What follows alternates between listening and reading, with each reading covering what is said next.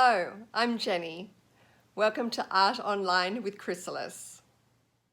Here is a colour wheel. I will be working with purples, orange and yellows and greens. A lovely way to begin our Art Online at Chrysalis is with a butterfly. So here I just printed off a picture of the butterfly so I could refer to it all the time. You may do the same just by going back on the video and pausing it and copying that way. Or you could take a snapshot of your screen and print it out that way. So here I'm drawing the body first of the butterfly. I'm doing the eyes and the antennas. And next I'm going to do the wings. I'm just looking at the points of trying to line them up correctly here so that I get the proportions right of the two wings. So I just made a little placement spots to reach the wings. There's a third overlapping wing just here. I'm counting how many spots there are for the yellow just here.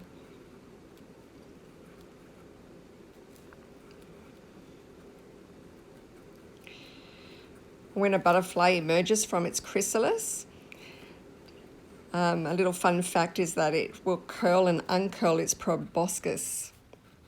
That's the little part that they drink nectar through. It looks a little bit like a black straw. And they curl and uncurl their proboscis to test it out and to see if it's working and how to reorganize its mouth. Because while it's in the cocoon, its mouth is completely different. And they need to be able to get their proboscis working really well so that they can live. So I'm just adding all the little circles here. Don't worry too much about getting it perfect. We want to have fun with our picture. We don't want to get caught up with being too precise and too perfect. And here's the proboscis I'm drawing. Another fun fact is that butterflies need to drink animal tears. I discovered that recently, that they drink tortoise tears. They need the sodium or the salt that is in the tears. They can't get that salt or sodium from just nectar in the flowers.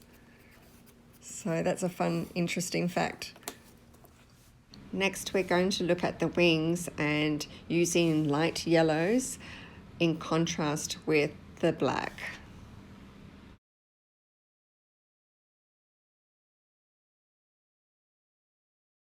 Here I'm just adding all the dark pieces and shading around the circles to create that color contrast.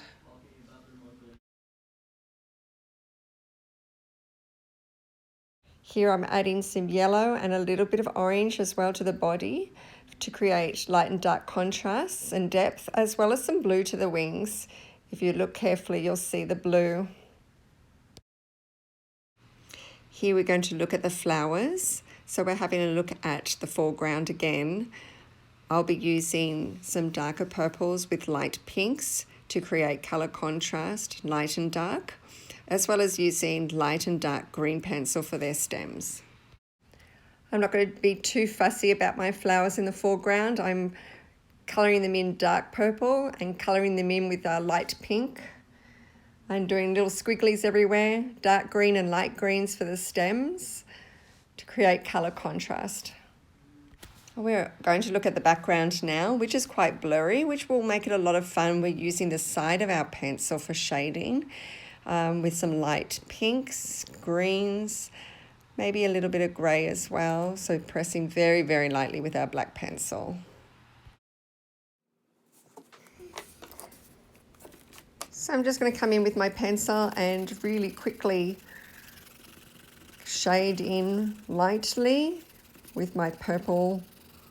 It's more kind of a pinky colour than purple I'm going to press a little harder in some places, just so that we have the colour contrast of light and dark.